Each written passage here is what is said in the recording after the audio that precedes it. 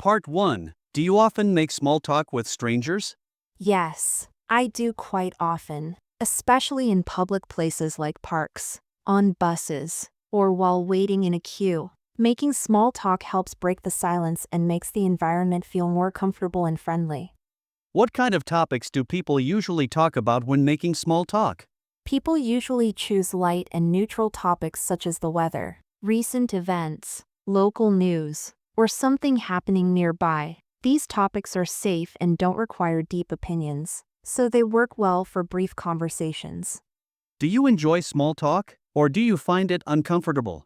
I actually enjoy small talk in most situations because it's a great way to connect with people casually. However, if I'm tired or in a hurry, I might find it a little unnecessary or awkward to keep up the conversation. Where do people in your country usually engage in small talk? In my country, small talk is common in tea stalls, public transport, waiting rooms, and even in elevators. People often start a friendly chat with a stranger while waiting or passing time together in a public space. Has your way of making small talk changed over time? Yes, definitely. I used to feel shy or unsure about how to start conversations, but now I feel more confident and natural. With age and experience, I've learned how to listen better and ask simple questions to keep the talk going. Part 2. Describe a time when you made a good first impression. You should say when and where it happened, who you met, what you did, and explain why it was a good first impression. One time I made a good first impression was during a university group project about a year ago. It was our first group meeting, and I met a few students I hadn't worked with before. Before the meeting, I had already done some research on the topic and brought a short outline to share with the group. I also greeted everyone warmly, maintained a friendly attitude, and tried to make everyone feel comfortable. During the discussion, I listened carefully, encouraged others to speak, and contributed some helpful ideas to move things forward. After the meeting, one of my group members told me they were impressed by how prepared and respectful I was. I believe I made a good first impression because I showed that I was responsible, supportive, and easy to collaborate with. That initial connection helped us build trust and work effectively as a team throughout the project.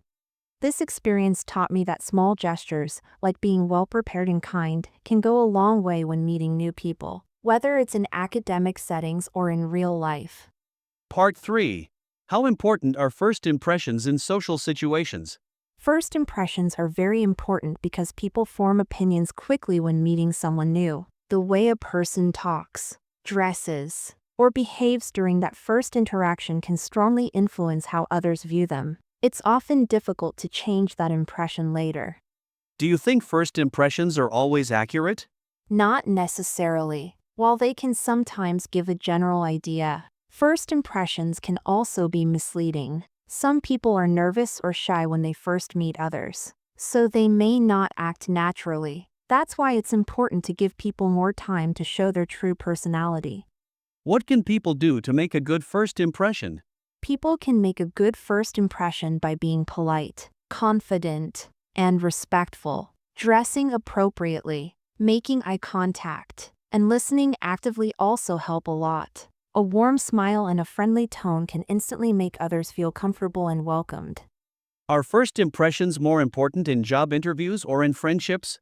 I think they are very important in both, but they carry more weight in job interviews. In professional settings, decisions can be made quickly based on a short interaction, while friendships develop over time. However, making a positive impression in both cases is always helpful.